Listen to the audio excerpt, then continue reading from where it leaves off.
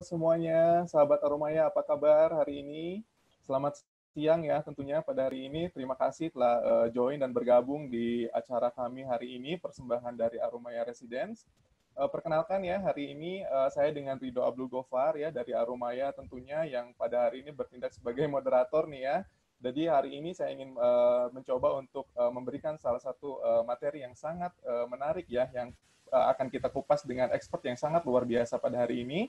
Sebelum kita lanjut menyapa kepada narasumber yang sangat luar biasa pada hari ini, saya ingin mencoba untuk sedikit share tentang Aromaya ya tentunya. Kita sedikit highlight ya, sebentar.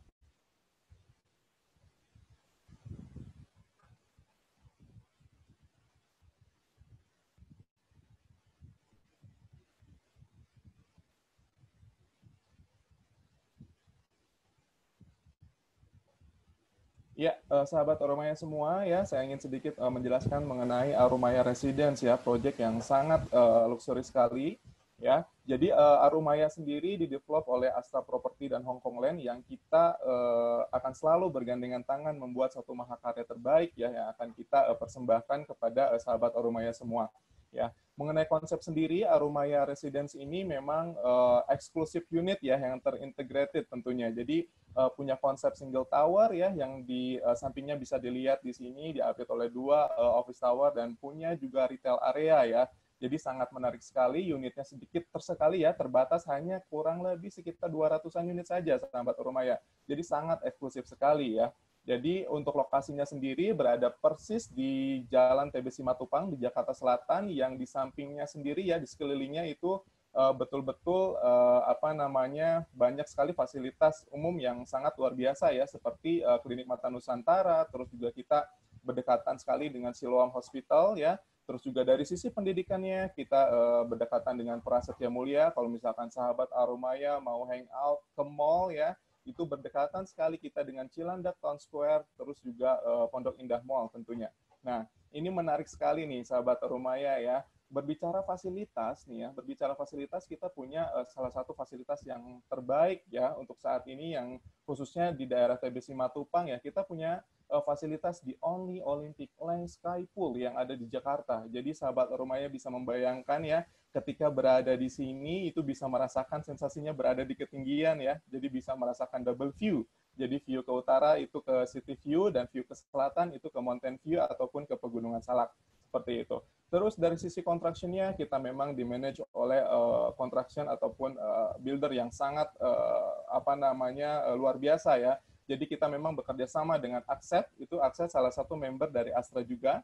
Terus yang satunya lagi itu kita memang bekerja sama dengan Wahab. Jadi Wahab ini adalah salah satu builder ternama dari Singapura yang ngebangun Jewel Changi Airport and Garden by the Bay. Wow, saya rasa ini proyek yang sangat luar biasa sekali ya.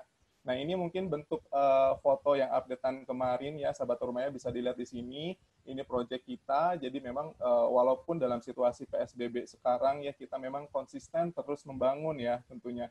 Kita tetap konsisten membangun, tapi tentunya apa namanya melewati standar protokol kesehatan yang sudah ditentukan ya. Gitu. Nah, kita ada promo menarik kebetulan di bulan ini ya, hanya di bulan ini saja kita punya program cicilan hanya 5 juta per bulan saja hingga akhir tahun ya. Ini berlaku untuk tipe studio dan 1 bedroom. Jadi mungkin sahabat Aromaya yang mungkin cari hunian properti yang eksklusif, mungkin ini salah satu jawabannya. Dan memang nanti kita ada promo 5 juta ini per bulan ya, itu hanya sampai di bulan Mei saja. Jadi cepet-cepetan nih ya. Jadi bisa manfaatkan promo ini, nanti bisa menghubungi tim kami ya dari Aromaya Resident. Baik, mungkin segitu saja ya untuk highlight dari proyek Aromaya Residence. Nah, kita sekarang akan berlanjut ke topik ya. Jadi mungkin kita kembali lagi ke topik yang akan kita berikan, kita share pada hari ini. Sebelum kita sapa ke narasumber yang sangat luar biasa, jadi mungkin biasanya kita suka ada polling nih. Mungkin host bisa dibantu untuk memunculkan polling untuk hari ini. Ya, mungkin bisa dilihat sekarang di screen sahabat Aromaya semua ya. Di sini ada polling beberapa pertanyaan, mungkin kita dengan senang hati ya, sahabat Aromaya bisa menjawabnya, ada ya ataupun tidak. Mungkin saya sedikit bacakan mengenai pertanyaannya ya. Nomor 1 itu apakah pandemi ini membuat Anda cemas? Ya, bisa dijawab iya ataupun tidak. Ya, Untuk poin nomor 2 itu dari skala 1 sampai 10, seberapa cemas Anda dengan pandemi ini? Ya, itu bisa bisa di checklist ya sesuai dengan sahabat Arumaya semua tentunya keadaannya sekarang seperti apa. Terus poin nomor 3, ini apa yang membuat Anda paling cemas nih ya? Mungkin sahabat Arumaya merasakan kecemasan dari keluarga, ataupun pekerjaan, ataupun dari finansial, kesehatan, ataupun relasi, ataupun sosial ya tentunya. Jadi bisa dipilih sesuai sahabat Arumaya semua ya. Baik, jadi sekali lagi sebelum saya nanti lanjut ke narasumber dan ke materi hari ini, nanti kalau misalkan sahabat Arumaya mau bertanya, itu silakan klik tombol Q&A ya, yang berada di bawah screen sahabat Arumaya semua. Jadi bisa klik tombol Q&A yang nanti akan kita bahas pada session Q&A tentunya. Dan nanti juga kita ada polling lagi ya di akhir session acara yang memang kita berharap dengan senang hati sahabat Arumaya bisa menjawab feedback dari kami ya, seperti itu. Baik. Nah, ini yang menarik nih ya. Pada hari ini kita akan kehadiran narasumber yang sangat luar biasa ya dengan tema How to Deal with Anxiety During COVID-19 ya. Jadi bagaimana kita mengatasi rasa kecemasan nih ya. Kita tahu kan semua kita lagi WFH semua, aktivitas semua sekarang serba terbatas. Jadi memang pada hari ini kita gimana caranya kita bisa mengatasi rasa kecemasan seperti itu ya. Kecemasannya dalam hal apapun tentunya. Seperti itu. Dan kita akan sharing dengan narasumber yang sangat luar biasa, yaitu dengan Dr. Zulfia Syarif ya. Beliau adalah spesialis kedokteran jiwa tentunya. Mungkin saya sapa langsung aja. Halo dok, apa kabar? Halo Pak Rido, kabar baik Halo. Alhamdulillah. Gimana kabarnya? Sehat? Baik dong, sehat dong. Harus sehat Sehat ya. ya? Gimana hari ini, puasa nggak dok nih? Insya Insya Allah Allah, Insya puasa ya. Walaupun Allah. puasa itu Jalan tidak mengurangi terus. semangat kita ya, gitu. Nggak boleh, justru harus lebih semangat lagi, nggak boleh turun semangatnya. Ya, baik. Ya, mungkin saya rasa tanpa berlama-lama lagi nih ya, sahabat Arumaya semua sudah penasaran pengen tahu nih topik yang akan dibahas pada hari ini, dan mungkin saya langsung saja nih ya, saya langsung lanjutkan ke narasumber kita ya, waktu dan tempat dipersilahkan. Silahkan Bu Dokter. Terima kasih Pak Rido, Bapak Moderator. Selamat siang sahabat Arumaya. Senang sekali saya siang hari ini bisa bergabung dalam webinar yang difasilitasi oleh Arumaya Residence. Thank you banget Arumaya sudah bikin acara yang oke banget. Dan siang hari ini kita akan membahas topik terkait kecemasan selama pandemi. Nah, ini adalah topik yang lagi happening ya, lagi happening saat ini karena kita semua sedang menghadapi situasi pandemi COVID-19. Baik, ini adalah presentasi saya. Saya akan coba presentasikan. Oke, sebentar. Pak Rido, apakah suara saya bisa didengar jelas ya? Aman, Cukup jelas jelas? sekali. Jelas Oh, sekali. jelas ya, oke. Oke, Ya. baik. Jadi hari ini kita akan bahas tentang kecemasan terkait pandemi COVID-19. Ya, ini udah hampir sekitar ya 2 bulan mau masuk bulan ketiga ya kita mengalami situasi ini. Nah, hampir semua orang mengalami rasa tidak nyaman akibat situasi yang tidak menentu ini. Nah, kita akan bahas satu persatu, mulai dari pendahuluan terkait apa itu pandemi COVID-19 serta dampak-dampaknya, apa saja faktor pencetus dari kecemasan, apa itu gejala kecemasan, dan cara-cara mengatasinya. Oke, kita akan masuk dulu ke pendahuluan ya. Seperti kita ketahui bahwa dunia saat ini sedang dilanda pandemi. Pandemi itu apa sih? Pandemi adalah wabah yang meluas di berbagai negara di dunia. Jadi tidak hanya di satu tempat, tidak hanya di satu negara, tapi di berbagai negara. Nah, kita sekarang sedang menghadapi pandemi dari penyakit yang dinamakan COVID-19. COVID-19 adalah Coronavirus Disease 2019. Jadi nama penyakitnya COVID-19, nama virusnya SARS-CoV-2. Jadi ini masih golongan virus corona yang menyebabkan penyakit SARS, penyakit MERS, dan sekarang penyakit COVID-19. Dan virus ini pertama kali merebak di Wuhan, China di bulan Desember 2019. Makanya melekat ya pada namanya tahun 2019. Nah, apa dampak dari penyebaran virus ini? Kita tahu virus ini menyebarnya lewat droplet, Jadi percikan dari hidung atau mulut ya saat seseorang bersin atau tertawa, berteriak atau batuk, itu ada droplet, ada percikan yang bisa jatuh jaraknya sekitar 2 meter. Oleh karena itu, cara untuk memutus mata rantai penyebarannya adalah dengan kita menghindari kontak, rajin cuci tangan, jaga jarak, dan juga stay at home. Nah, tapi ini ada dampaknya nih, kita harus ada di rumah aja, nggak boleh kemana-mana, menghindari kontak, tentunya ada dampaknya. Nah, dengan work from home, study from home, ibadah from home, itu aktivitas yang normal dulu kita lakukan itu menjadi terganggu. Yang biasanya kita berangkat kerja, bermacet-macetan di jalan, anak sekolah berangkat pagi, pulang siang, kita bisa beribadah di tempat ibadah bersama-sama. Sekarang nggak bisa. Dan kemudian yang aktivitas sosial dulu biasa kita lakukan, seperti hangout sama teman, arisan, nonton bioskop, nonton konser, traveling, itu menjadi terhambat saat ini. Selain itu, dengan kita harus menjaga jarak saat keluar rumah, otomatis kita perlu proteksi ya, pakai masker keluar. Jadi keluar rumah itu sudah seperti kayak mau ke medan perang, gitu ya. Jadi ada perubahan-perubahan yang terjadi dalam kehidupan kita nih akibat pandemi.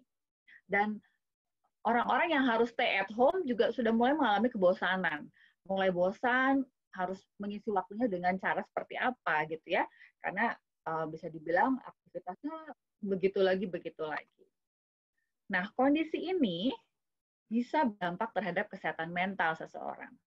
Kesehatan mental itu munculnya dalam bentuk problem atau masalah emosi dan psikologis. Seseorang bisa mengalami kecemasan, misalnya dia khawatir nih, berlebihan ya terhadap penyebaran virus misalnya, khawatir terhadap keluarganya, dia menjadi overthinking gitu ya, pikirannya kayak jalan terus, tidak bisa berhenti.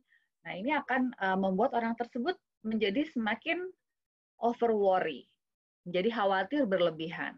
Atau dia juga menjadi takut terhadap satu sumber yang memang sifatnya berbahaya gitu. Kalau cemas tadi kita khawatir sama sumber yang mungkin belum tentu berbahaya.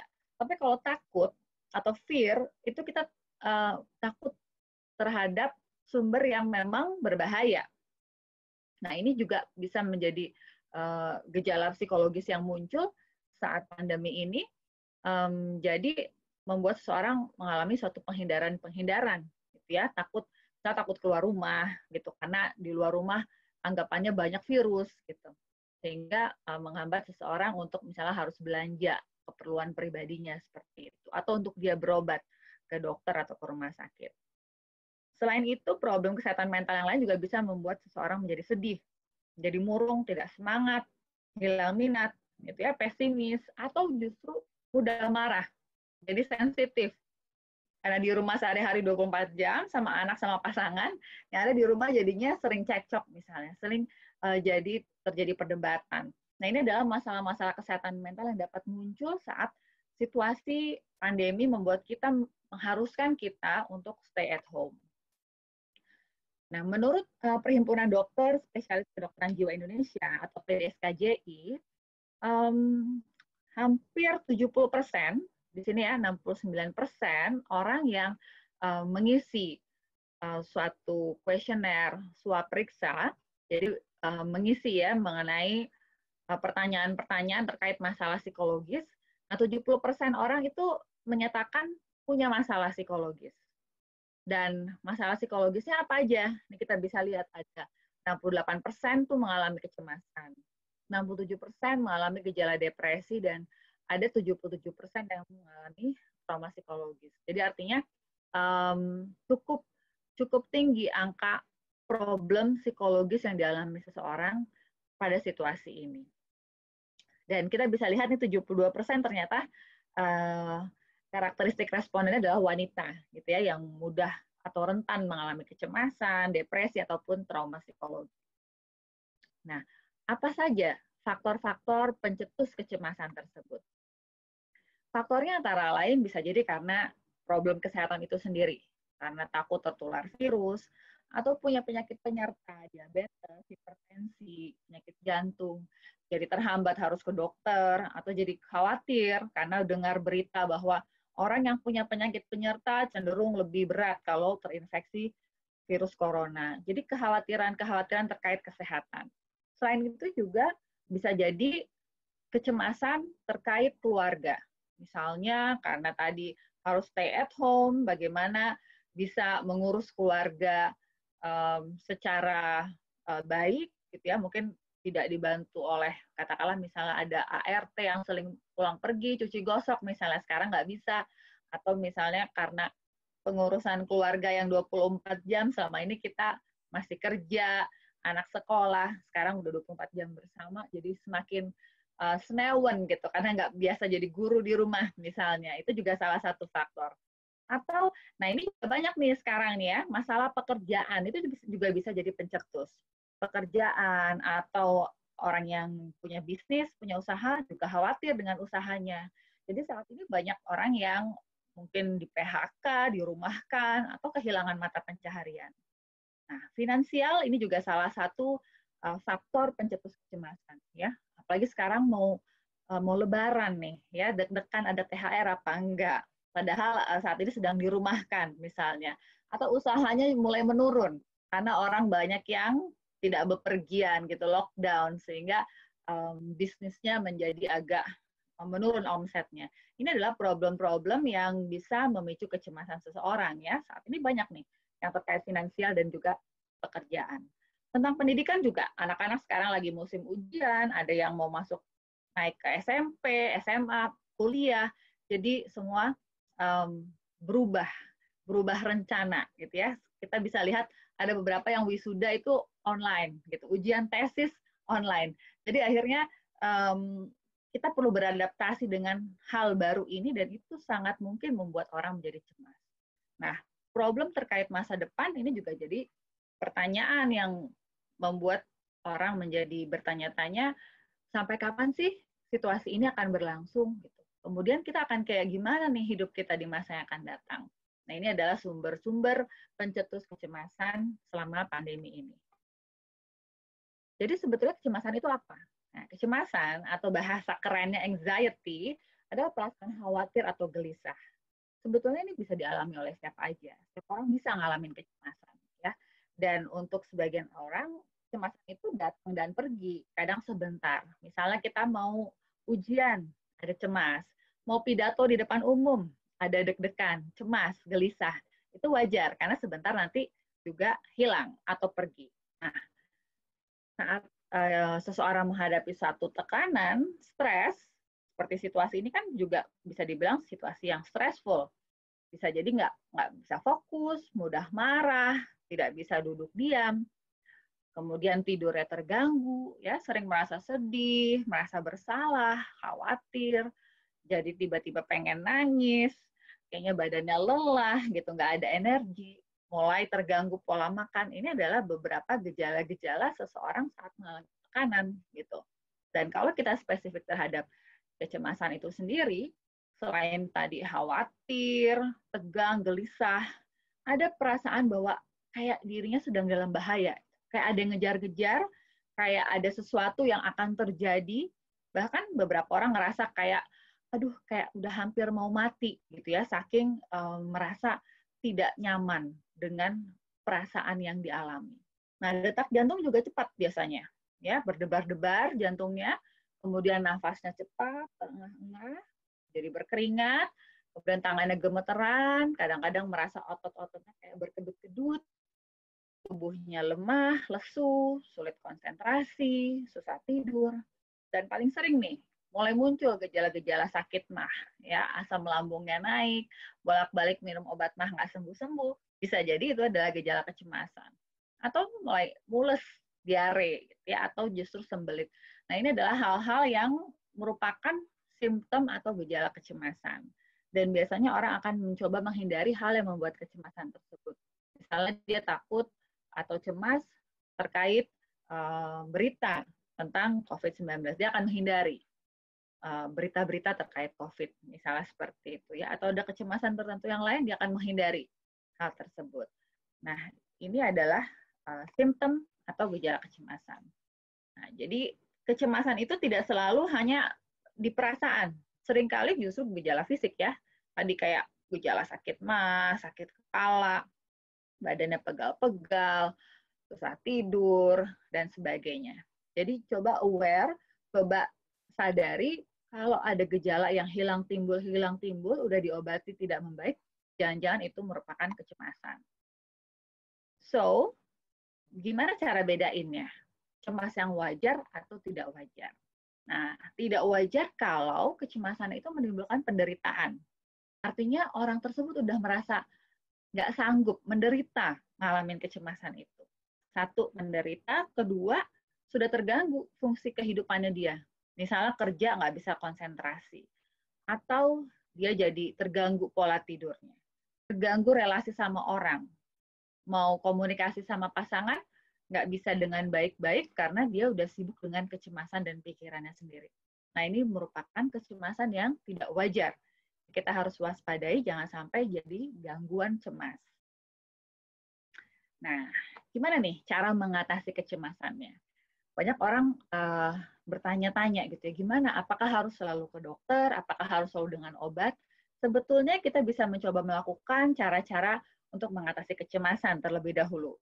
Kecuali cara-cara ini dicoba dan tidak bisa berfungsi dengan baik, tidak efektif, baru Anda perlu konsultasi dengan ahli, dengan psikiater untuk dievaluasi lebih lanjut ya. Oke, jadi pada segmen ini saya akan coba mengajarkan kepada Anda cara-cara mengatasi kecemasan. Sebelum kita belajar cara mengatasi kecemasan, ada prinsip-prinsip tertentu nih. Kita perlu ketahui bahwa mengalami kecemasan itu adalah wajar. Ya, jadi kalau Anda cemas, itu adalah perasaan yang wajar. Anda tidak sendirian. Dan walaupun sepertinya suatu hal yang sangat menakutkan, kita untuk menghadapi kecemasan itu, menghadapi rasa takut itu, tapi sebetulnya saat rasa takut kita hadapi, hal tersebut akan membuat kita menjadi lebih lega. Gitu. Jadi kalau yang selama ini berusaha menghindar, mungkin ini adalah saat yang tepat untuk Anda mengganti strategi.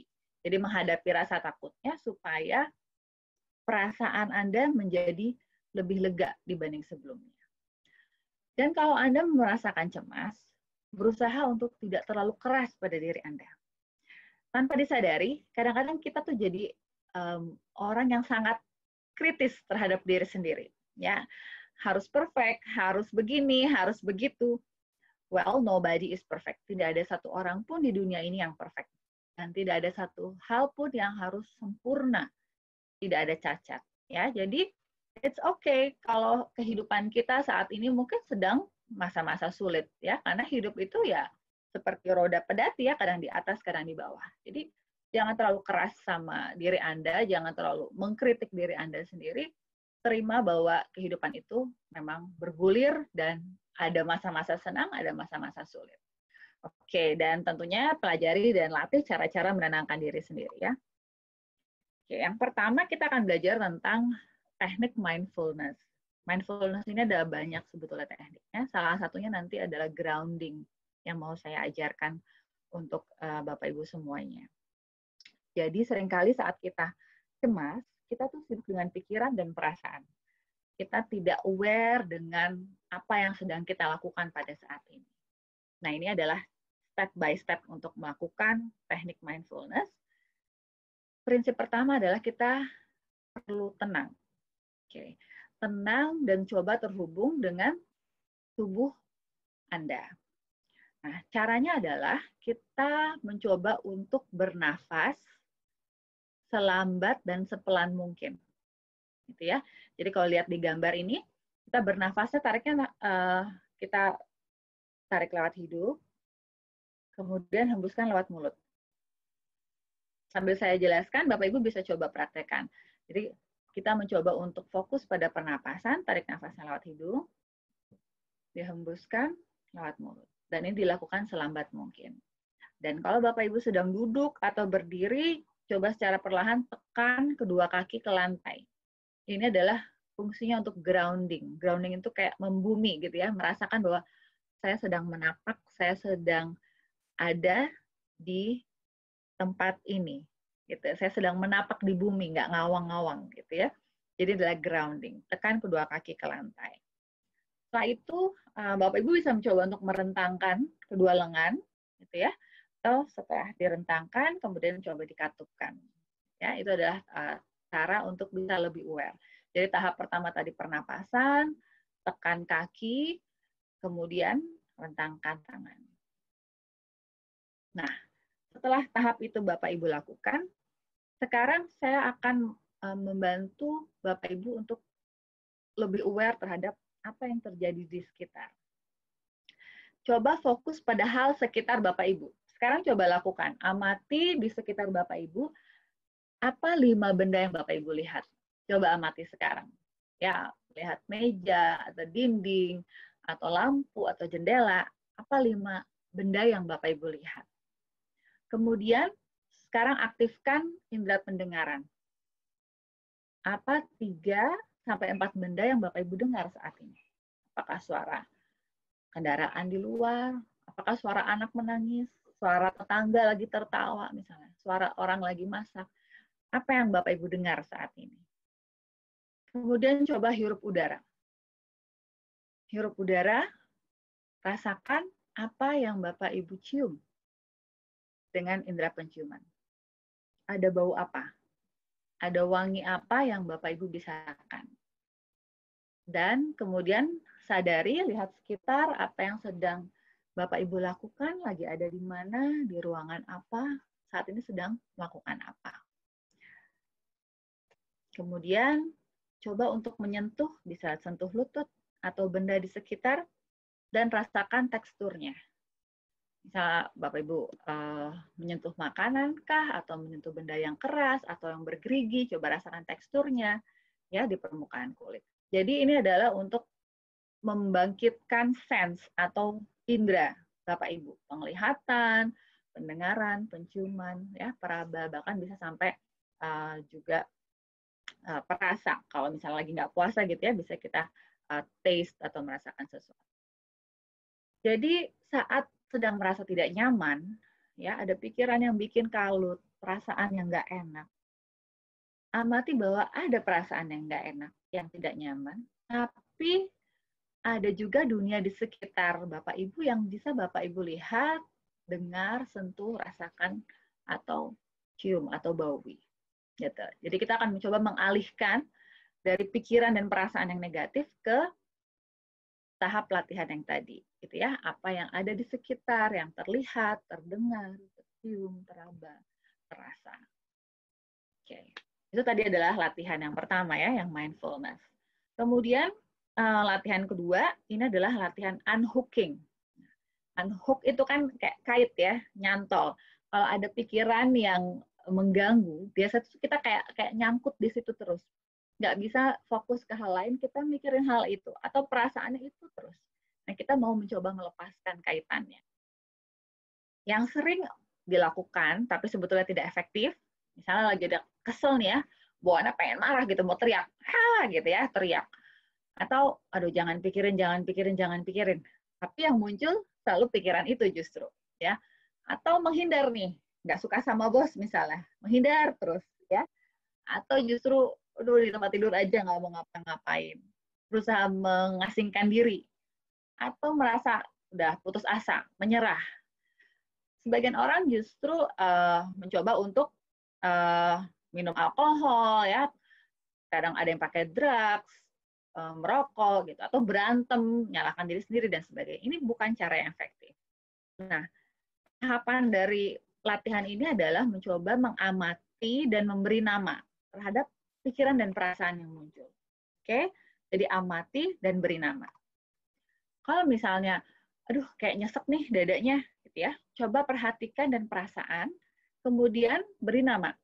Ya, misalnya ada rasa sesak, Anda bisa ucapkan baik di dalam pikiran atau diucapkan, oh ini ada rasa sesak di dada saya. Oh di dahi saya ada tekanan yang membuat saya merasa nyeri kepala. Ya.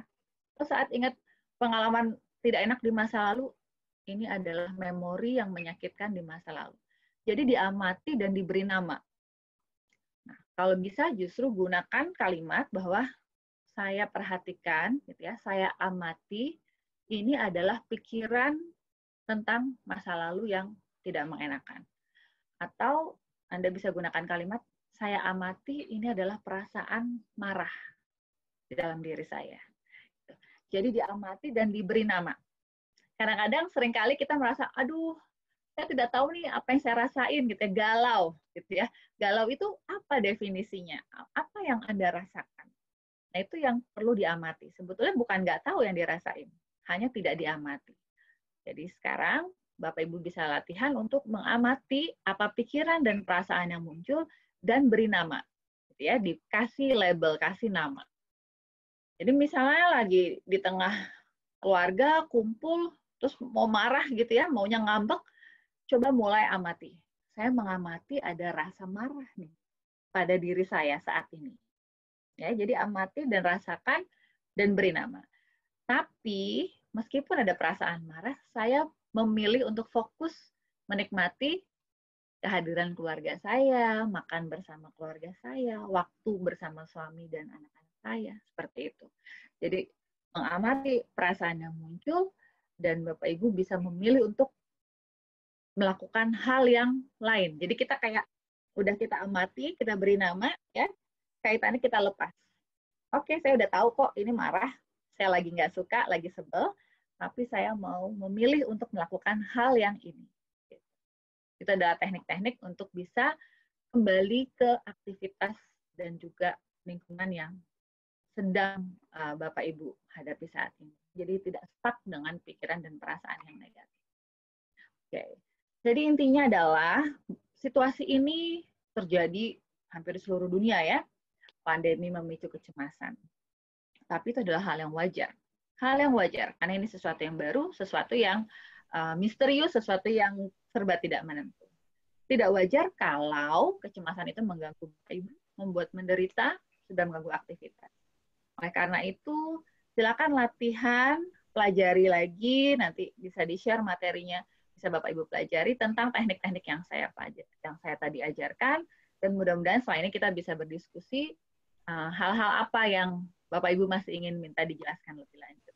Ini adalah konteks saya, kalau memang Bapak Ibu ingin berdiskusi lebih lanjut, tapi kita akan masuk ke sesi tanya-jawab. Silakan, Pak Rido. Waduh, luar biasa sekali Bu Dokter ya hari ini untuk sharingnya.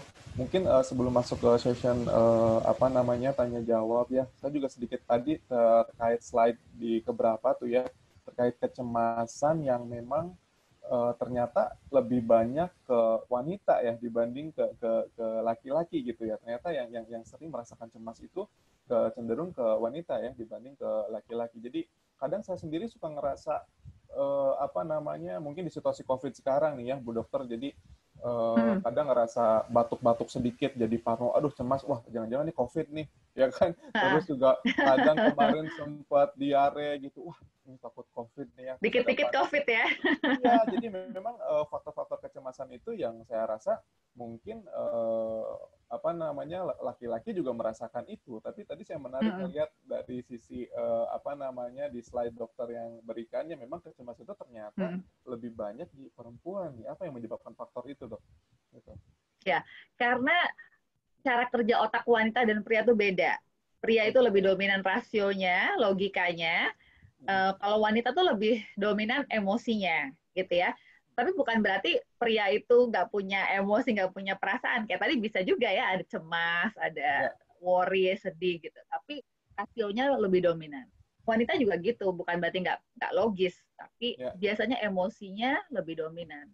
Jadi mungkin itu yang menyebabkan wanita lebih rentan ya mengalami problem psikologis, salah satunya kecemasan. Iya, iya. Kalau misalkan sugesti itu sebetulnya bisa dibilang kecemasan juga nggak sih, Dok? Kalau sugesti itu sebetulnya ada di pikiran, Di gitu ya. pikiran ya? Jadi di pikiran. Nah, pikiran yang terus-menerus, yang overthinking, itu salah satu gejala kecemasan. Ya. Gitu.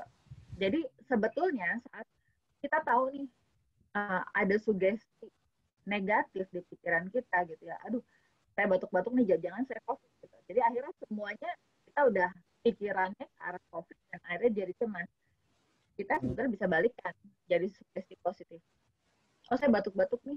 Oh iya ya, gejala batuknya COVID kayak gimana ya? Gitu.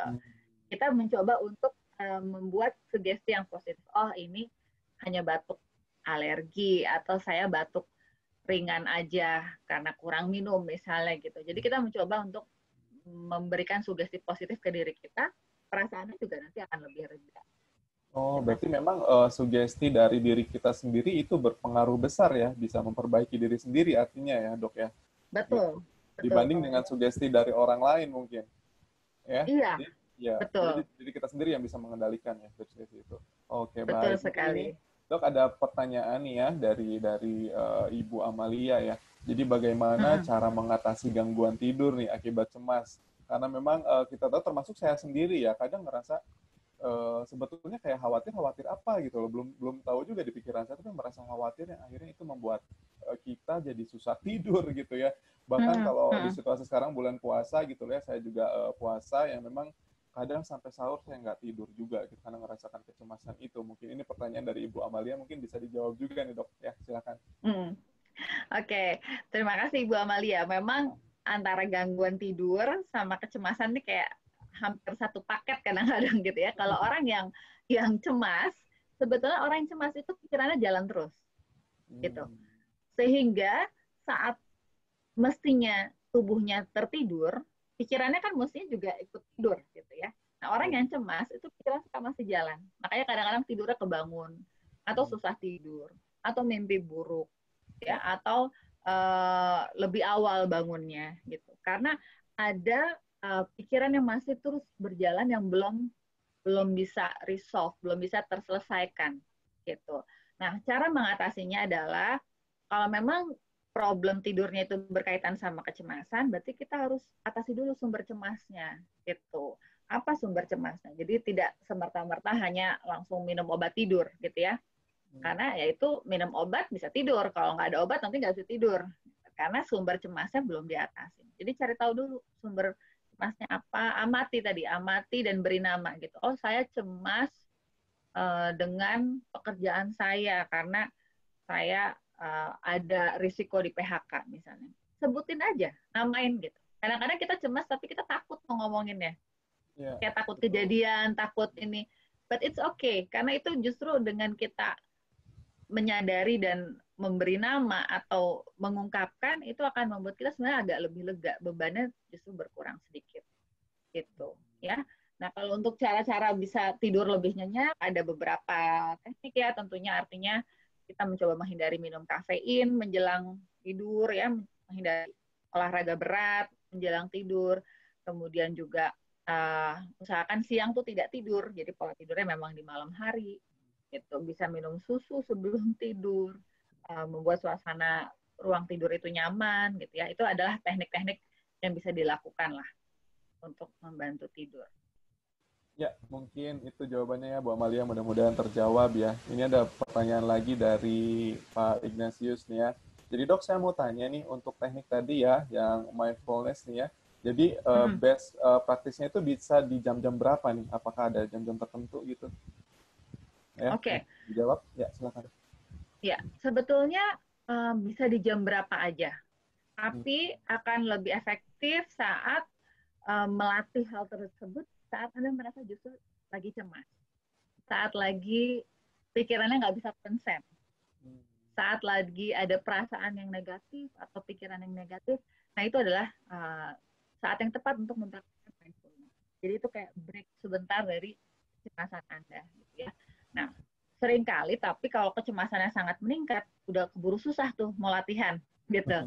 Jadi mungkin kalau pas lagi relax, lagi santai, latihan dulu gitu ya. Latihan kayak misalnya siang atau sore gitu ya, boleh. Atau misalnya menjelang tidur, boleh aja sambil berbaring gitu ya, mencoba mengamati, mendengarkan, mencium dan sebagainya. Itu adalah ngelatih saat nanti Anda sedang cemas, itu dipraktekkan seperti itu.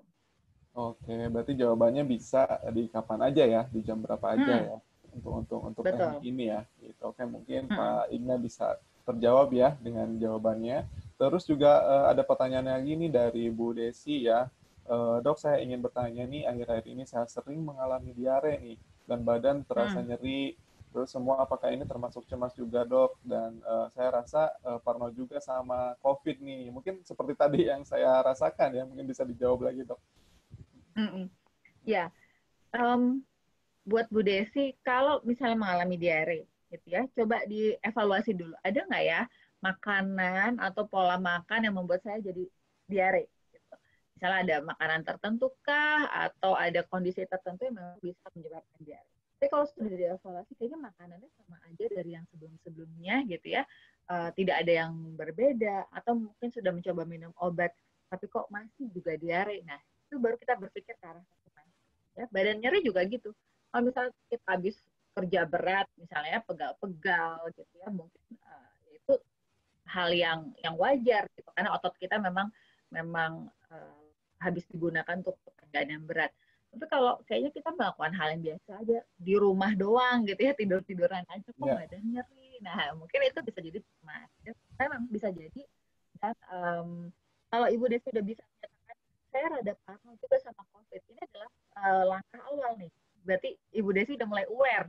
Kayaknya nih, ya jangan-jangan nih, saya sebetulnya parno ini, ada takut sama COVID. Itu oke, amati dan beri nama gitu ya. Saya menyadari, saya mengamati bahwa saya khawatir, saya takut sama COVID. Nah, apa yang Ibu takutin?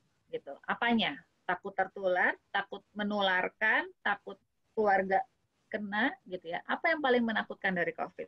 Takut dirawat di rumah sakit, takut kematian, takut apa? Nah, nanti dari situ kita cari tahu bagaimana langkah-langkah menghindari atau mencegah supaya nggak tertular COVID.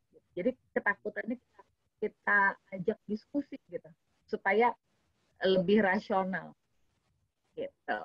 Oke, mungkin Bu Desi ya sudah terjawab ya. Ini sebenarnya ada pertanyaan lagi Bu Dokter, cuman masuknya ke kolom chat nih ya. Mungkin saya bacakan saja ya. Ini dari Ibu Angelina ya. Dari Dokter Vivi, bagaimana cara membantu keluarga ya? Bagaimana cara membantu keluarga atau teman kita yang merasa cemasnya sangat tinggi nih. Jadi sehingga selalu berpikir negatif ya dan tidak mau mendengarkan usulan-usulan. Gimana nih caranya nih, Dok? Nah, sebetulnya bagus sekali ya Ibu berusaha untuk membantu teman atau kerabat yang mengalami kecemasan. Karena sebetulnya dengan kita membantu orang lain, walaupun kita sendiri cemas, saat kita membantu orang lain, kita mengalihkan, memfokuskan energi kita untuk ngebantu orang, dan itu akan dengan sendirinya mengurangi kecemasan kita sendiri. Jadi itu satu langkah yang baik ya, yang saya apresiasi. Nah, caranya adalah satu, coba bantu dia untuk latihan relaksasi, dia menenangkan diri gitu. Coba dulu untuk membuat dia lebih rileks, lebih tenang. Tadi tahapan seperti melatih pernapasan gitu ya, tadi yang menekankan kaki, merentangkan tangan, itu adalah tahap-tahap awal yang Ibu bisa bantu teman untuk latih dan lakukan. Nah, kalau dia berusaha untuk menentang terus ya, kita udah kasih ide begini, ide begitu, tapi dia yes but gitu. Iya sih tapi kalau dia begitu terus, nah mungkin yang perlu Ibu lakukan adalah mendengarkan. Gitu. Jangan berusaha untuk selalu memberi ide-ide atau saran-saran, tapi coba ya udah deh, apa sih yang kamu rasain? Apa sih yang sekarang lagi dirasain itu apa? Coba ceritain. Jadi mungkin lebih berusaha mendengarkan tanpa menjudge, tidak menilai, tidak menghakimi. Kadang-kadang kita nggak perlu komentar apa-apa, just listen, hanya mendengarkan. Itu mungkin langkah paling simple. Saat Ibu bingung nih, apalagi ya udah berusaha ini itu, tapi mental terus, ya cara paling akhir adalah mendengarkan. Apa sih yang dia rasain, yang dia mau omongin ini apa gitu. Seperti itu. Baik, mungkin sebelum lanjut ke pertanyaan selanjutnya ya, tadi saya sedikit terlewat itu polling yang tadi diisi di awal nih pada sahabat Aromaya semua, mungkin bisa dibantu ditampilkan ya, biar kita lihat sama-sama nih persentasenya. Mungkin hostnya bisa dibantu. Nah, ini dia nih sahabat Aromaya semua ya, jadi untuk polling yang tadi diisi ya, mungkin saya akan coba bahas satu-satu nih. Untuk poin pertama, apakah pandemi ini membuat Anda cemas? Di sini persentasenya 75% menjawab ya nih dok nih. Ya, 25% menjawab tidak. Ya. Mm-mm. Untuk poin nomor 2, dari skala 1 sampai 10 nih ya, seberapa cemas Anda dengan pandemi ini? Ya, ini kurang lebih di 38% nih ya untuk rasa kecemasannya nih di level 8 nih dok nih ya. Level 8, Ya, lumayan level tinggi ya. 8 lumayan Mm-mm. tinggi. Tapi tidak Mm. ada mengisi yang level 10 ya untungnya ya, cuma 0. Nah, untungnya nggak ada yang 10. Iya. Terus poin nomor 3, ini apa yang membuat Anda paling cemas ya di saat sekarang? Memang ini persentasenya wah sama rata nih ya. Jadi ada yang Hmm. dia 38% mungkin di pekerjaan ya. Terus yang satu lagi di finansial itu di 38% juga nih dok nih. Mm-mm. Ya mungkin dokter bisa ngelihat ini seperti apa nih dok dari sisi persentase yang kita berikan. Ya, eh, sebetulnya ini hampir-hampir mirip dengan data yang dari Perhimpunan Dokter Spesialis Kedokteran Jiwa ya, tadi Ya. PDSKJI, bahwa ya sekitar 60 hampir 70% itu memang mengalami kecemasan ya terkait pandemi. Ya, kalau kita tadi data 75% ya, artinya 3/4 orang memang mengalami kecemasan. Dan levelnya tadi cukup tinggi ya, ada di skala 8 gitu. Dan ternyata saat ini yang menjadi pemicu kecemasan memang paling banyak adalah masalah pekerjaan dan finansial.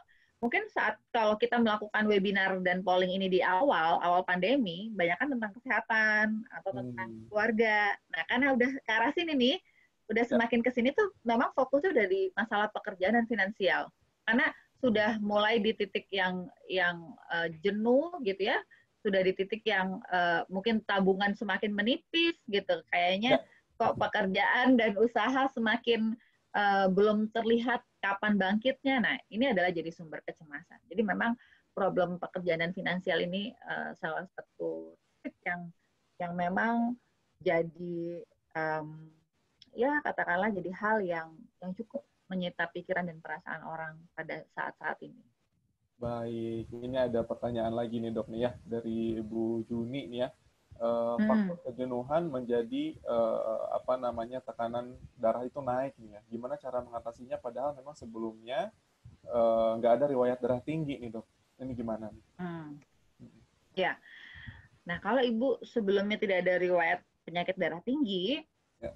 kemudian sekarang dengan situasi ini menjadi tensinya jadi naik, nah bisa jadi ini juga salah satu faktor kecemasan ya, gejala kecemasan. Karena tadi kita tahu orang yang mengalami kecemasan jantungnya meningkat, napasnya juga meningkat ya, jantung berdebar, nadinya cepat, dan itu akan meningkatkan tekanan darah. Gitu. Jadi otomatis tensinya akan jadi naik.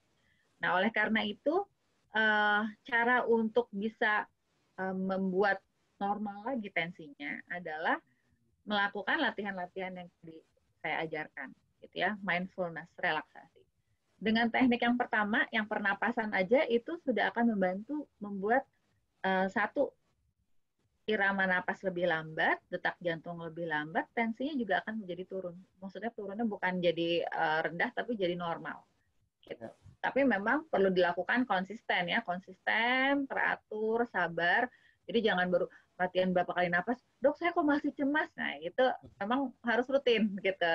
Sabar, latihan, sampai nanti pelan-pelan memang detak jantungnya melambat, tensinya juga kembali normal. Jadi ibu coba lakukan aja latihan mindfulness tadi. Oke, berarti latihan ya intinya ya untuk jawab ini ya gitu ya. Terus untuk ini ada yang menarik juga nih pertanyaan dari Ade Hermawan ya, ini cukup panjang juga mungkin saya bacakan ya. Dok, karena pandemi ini saya harus menjaga orang tua nih ya, lansia maksudnya.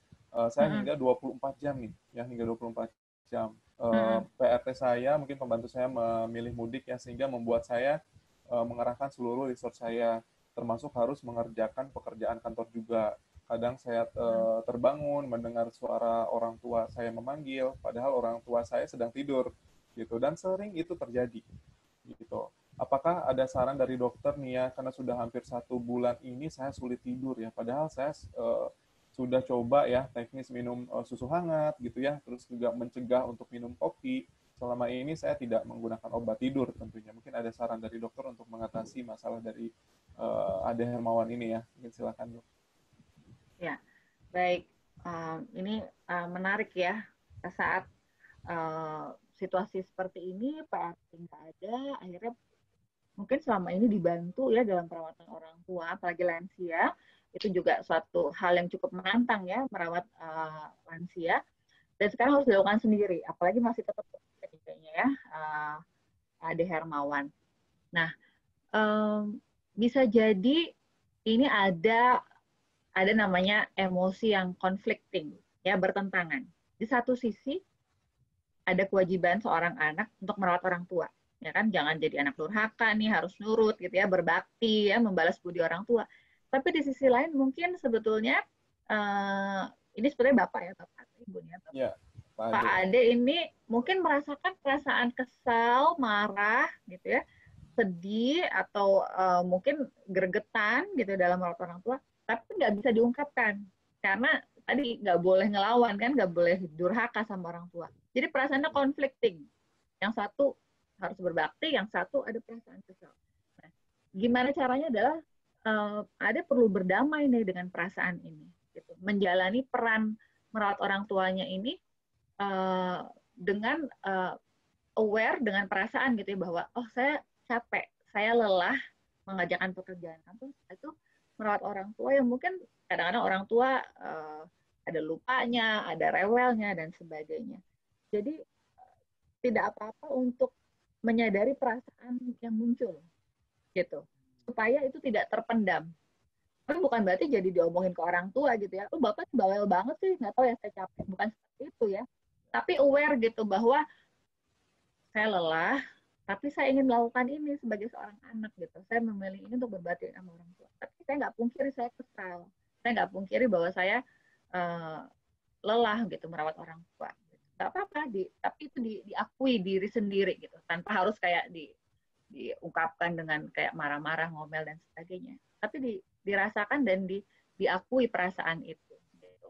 Nah, mudah-mudahan dengan berdamai dengan perasaan yang tadi conflicting itu ya, bertolak belakang, berdamai dengan perasaan itu, kecemasannya menurun gitu. Karena ini sepertinya kecemasannya jadi membuat tidurnya terganggu, kayak ada yang manggil-manggil gitu ya, padahal tidak orang tua juga nggak manggil. Gitu. Jadi itu tadi Pak Ade mungkin latihan yang kedua tuh, yang unhooking tuh kayaknya bisa dipraktekin ya gitu. Mengamati dan menamai perasaan yang muncul. Itu oke kita untuk merasa perasaan negatif itu boleh kok. Kita boleh merasa marah, merasa kesal, sedih, kecewa tuh boleh. Gitu. Soalnya seringkali kita ditanamkan ya nilai-nilai bahwa tidak boleh gitu, tidak boleh marah, tidak boleh kesal sama orang yang lebih tua. Itu Yang nggak normal. boleh adalah Itu normal. itu normal, perasaan itu normal. Yang nggak boleh adalah misalnya kita melawan gitu ya, atau kita berkata kasar, itu yang nggak boleh. Tapi kita kesal itu ya boleh, kan itu nggak dibuat-buat, muncul dengan sendirinya. Iya. Gitu. Jadi itu yang kalau kita tekan, itu yang membuat di dalam diri kita tuh kayak bertentangan. Nah, itu yang mengganggu tidur, menimbulkan kecemasan. Gitu ya. Oke. Baik, mudah-mudahan terjawab ya Pak Ade semua untuk solusinya nih ya. Terus ada pertanyaan lagi nih dok dari Ibu Sinta nih ya. Dok, saya mau tanya, saya itu ada insomnia parah kalau lagi cemas terlalu tinggi, kadang sampai berat ya naik nafasnya katanya. Sekalinya saya tidur, saya suka mimpinya tuh lagi kerja terus. Apakah ini termasuk tingkatan kecemasan yang tinggi gitu ya? Dan bagaimana cara mengatasinya? Apakah dibantu dengan obat penenang yang pernah dikasih dokter saya dulu, atau memang saya harus konsultasi lagi ke psikolog nih? Mungkin bisa dijawab ini. Ya. Oke, Bu Sinta. Saya mengapresiasi Bu Sinta melihat hubungan antara insomnianya dengan cemasnya, gitu ya. Jadi Bu Sinta bisa menghubungkan nih, kayaknya saya insomnia kalau lagi cemas nih. Itu hal yang baik, karena nggak semua orang menyadari bahwa dia susah tidur karena itu. Oke, jadi Bu Sinta udah memahami bahwa kayaknya kalau lagi cemas saya susah tidur. Nah, saat Bu Sinta udah bisa memahami hal tersebut, nah ini yang perlu tadi kita coba atasi kecemasannya. Ya, cari sumber cemasnya apa. Kalau memang tidak tahu sumbernya, ya tidak apa, tidak harus semua kita tahu ya sumbernya. Tapi tadi latihan-latihan untuk mengatasi kecemasannya bisa Bu Sinta lakukan gitu. Kalau memang sulit, sudah dicoba lakukan sendiri, napasnya masih berat, ya, tapi tetap harus dengan latihan rutin ya, jangan 1-2 kali menyerah gitu. Rutin Bu Sinta lakukan. Udah dilakukan ternyata nggak bisa juga, Bu Sinta bisa konsultasi Apakah ke psikolog atau psikiater?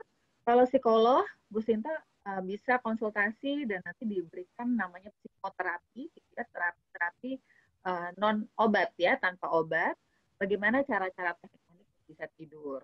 Nah, kalau ke psikiater, psikiater juga bisa melakukan psikoterapi, tapi bedanya karena psikiater adalah dokter spesialis, dia bisa merasakan.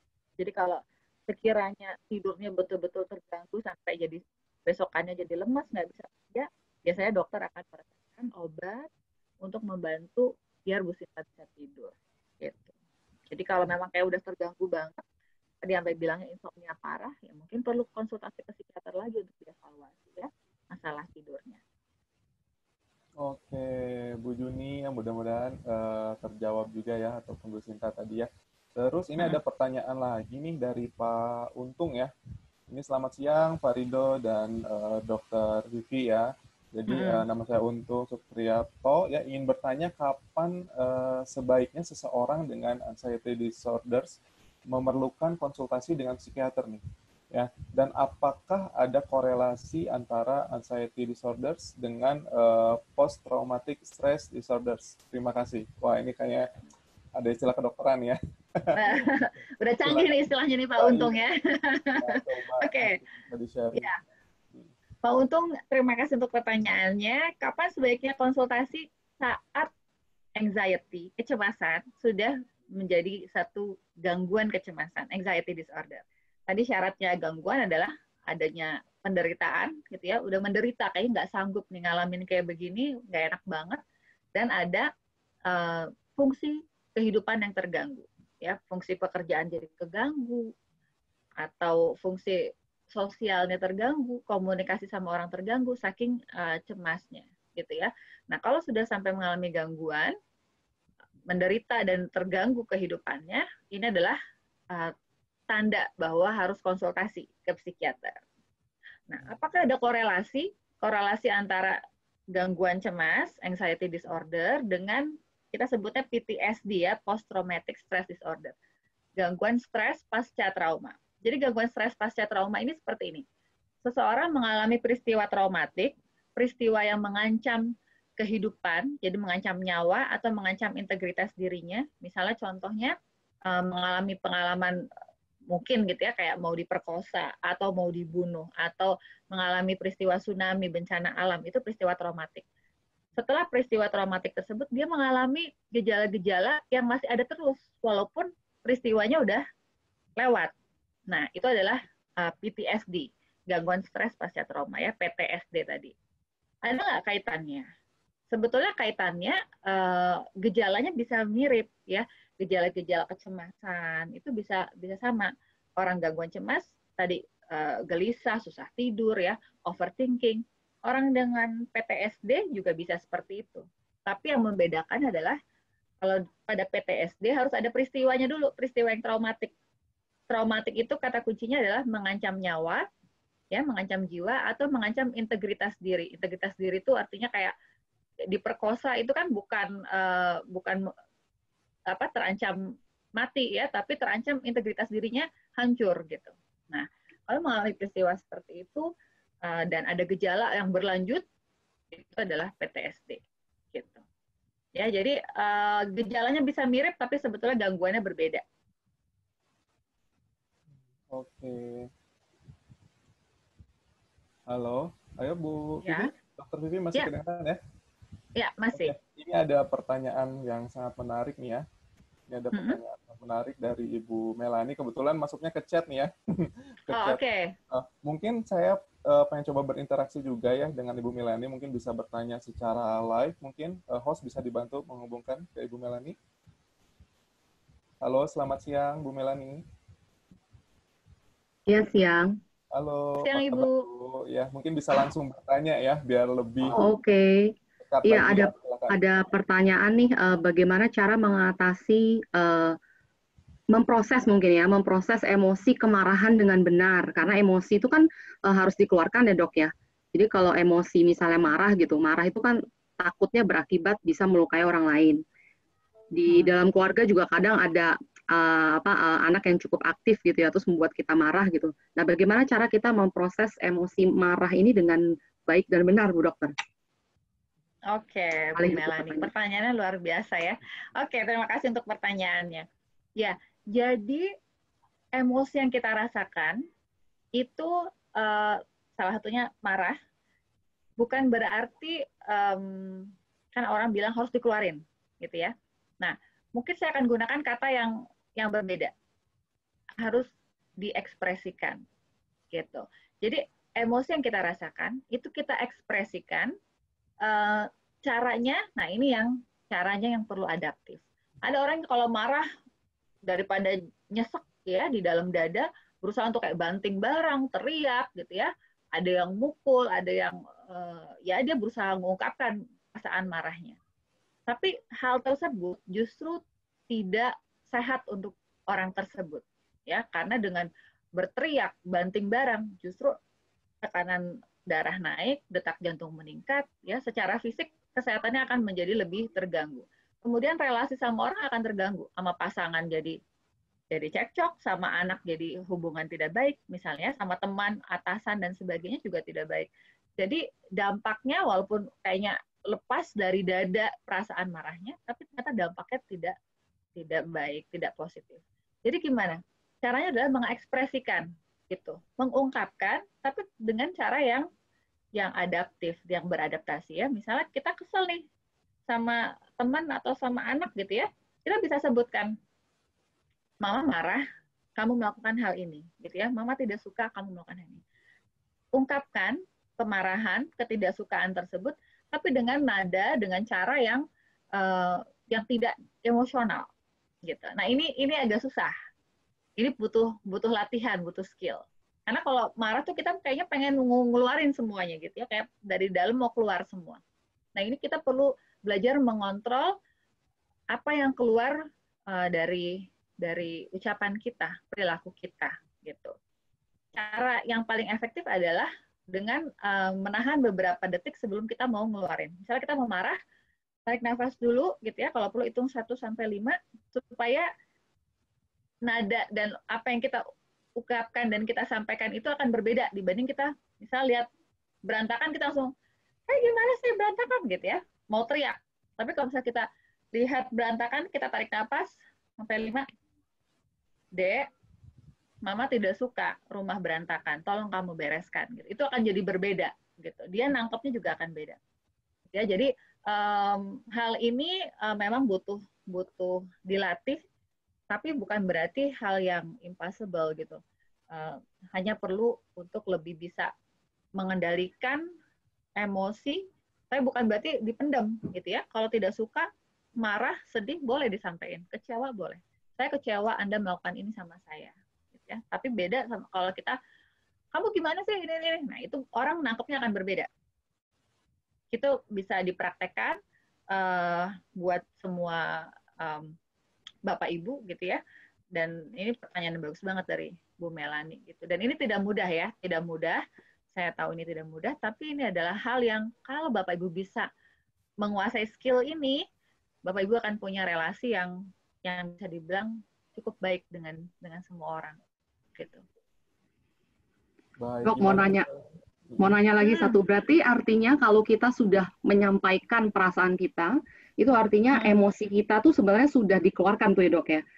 Bukan lagi dipendam ya, dengan cara menyampaikan saja, tinggal caranya seperti apa gitu. Bukan berarti masih ada unek-unek atau apa yang terpendam gitu, bukan seperti itu ya. Intinya dengan menyampaikan pun udah dikeluarkan. Betul. Dengan Ibu menyampaikan itu sebenarnya dikeluarkan gitu ya. Walaupun kita kayaknya pengen menyampaikan dengan kekesalan full gitu, tapi percayalah saat kita menyampaikannya dengan cara yang berbeda, pesannya pasti akan berbeda. Anak atau orang yang menangkap dengan nada kita marah dengan nada tinggi gitu ya, dengan mata melotot misalnya, atau dengan perilaku yang katakanlah begitu emosional, dia tidak akan menangkap pesan apa yang Ibu rasakan gitu. Yang ditangkap adalah Ibu itu tukang marah misalnya seperti itu. Ibu itu galak misalnya ya. Jadi yang dia tangkap pesannya akan berbeda. Tapi saat disampaikan dengan nada yang baik, dengan cara yang baik, saya tidak suka kamu seperti ini. Nah, itu akan lebih ngena. Gitu. Itu akan lebih ngena bahwa, wah, ibu ini nggak suka saya melakukan pekerjaan yang nggak beres, misalnya. Jadi pesannya akan lebih tersampaikan. Seperti itu. Oke. Thank you, dokter. Oke. Sama-sama, Iya, Bu. Good question. Mudah-mudahan kejawab semuanya ya. Oke, mungkin karena waktu juga sudah menentukan nih kita harus berakhir nih ya. Tapi ini ada satu pertanyaan lagi mungkin terakhir nih ya, Bu Dokter ya. Ini ada pertanyaan lagi terakhir dari kebetulan saya juga bingung nih masuknya ke kolom chat semua ya. Padahal tadi gitu sudah ya? saya sounding bahwa ada pertanyaan itu bisa ke fitur Q&A ya. Ini ada di masuk ke chat nih dari Vilma Sitohang nih ya. Selamat siang Bu Dokter Vivi. Bagaimana menghilangkan rasa grogi nih ya ketika persiapan untuk tampil di muka umum? Mungkin sedikit sama kayak saya juga ya dok ya, karena memang kadang saya berpikir lebih enak kita tatap muka langsung gitu ya dibanding seperti ini kita memang by online. Kadang groginya beda gitu. Mungkin bisa dijawab juga ya salah satu apa namanya apa ya penyebabnya yang bisa kita kenapa bisa jadi grogi dan harus gimana ya gitu untuk atasi ini. Mungkin bisa dijawab dok. Ya, saat akan tampil di depan umum, terutama di depan orang banyak ya, ada hal-hal yang muncul di pikiran seseorang. Biasanya apa? Takut dinilai, takut salah, takut melakukan hal bodoh, gitu ya. Takut tiba-tiba apa ngomong yang salah atau takut terjatuh gitu. Semuanya ada di dalam pikiran sebetulnya. Ini skenario di dalam pikiran. Nah, saat kita stuck atau terikat terus dengan pikiran ini, kita jadi tidak fokus dengan apa yang mau kita sampaikan. Kita fokusnya adalah, aduh nanti saya salah ngomong, aduh nanti orang nganggap saya, ini orang nggak bisa ngomong gitu ya. Jadi itu sangat aware dengan pikiran dan pendapat orang lain. Jadi cara yang bisa dilakukan adalah mengalihkan, gitu ya, mengalihkan pikiran yang kita fokus sama takut ini itu, takut pendapat orang ini itu, kita fokuskan sama kita mau ngomong apa sih di depan umum gitu. Saya mau ngasih sambutan apa, mau perform apa, dan lakukan latihan. Practice, karena practice makes perfect gitu. Kalau perlu di rumah gitu di depan kaca latihan, kalau perlu direkam suruh lihat anak gitu. Coba lihat ibu mau ngomong nih gitu besok mau sambutan.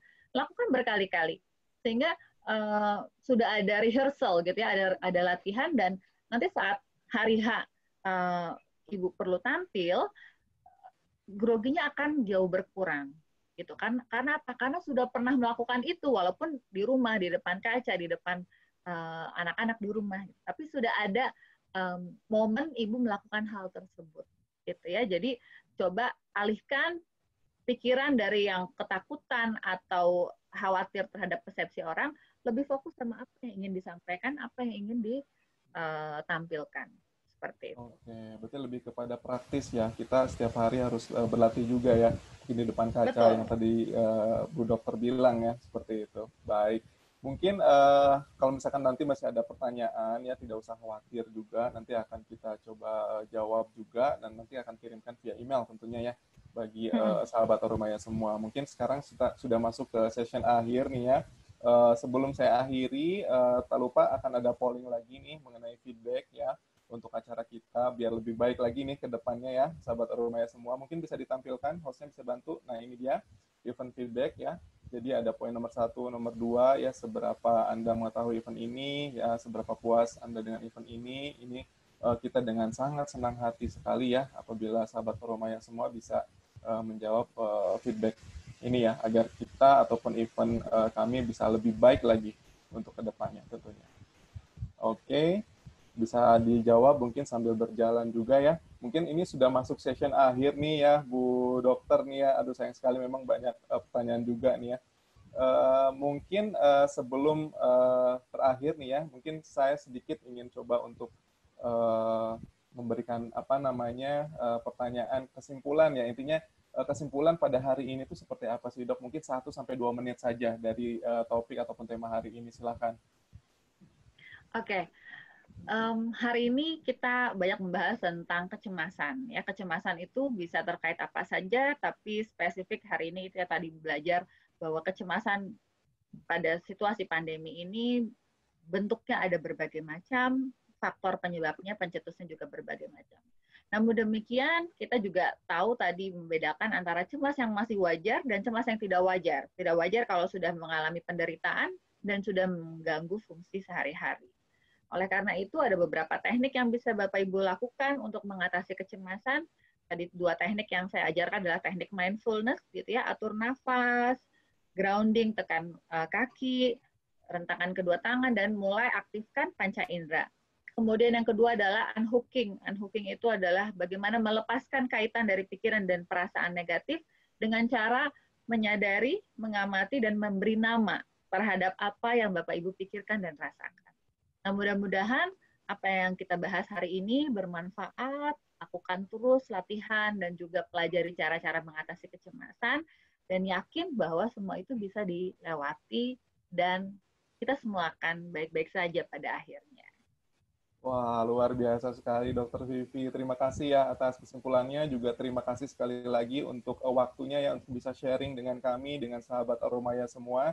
Dan terima kasih juga untuk sahabat Arumaya semua yang join di acara kami. Dan nanti kita akan ada acara-acara lainnya yang menarik tentunya ya. Mungkin bisa saya akhiri hari ini ya. Selamat sore teman-teman semua, sahabat Arumaya semua. Selamat siang atau selamat sore nih ya? Selamat siang kayaknya dok ya? Selamat Atau siang, masih selamat jam? siang. Oh iya masih selamat siang nih kayaknya. Oke baik, saya ulangi lagi ya. Selamat siang untuk sahabat Arumaya semua. Terima kasih sekali lagi ya telah join di acara kami. Sampai ketemu lagi nih ya di acara kami selanjutnya, persembahan dari Arumaya Residence. Terima kasih, selamat siang. Thank you, bye-bye. Terima kasih Bu Dokter.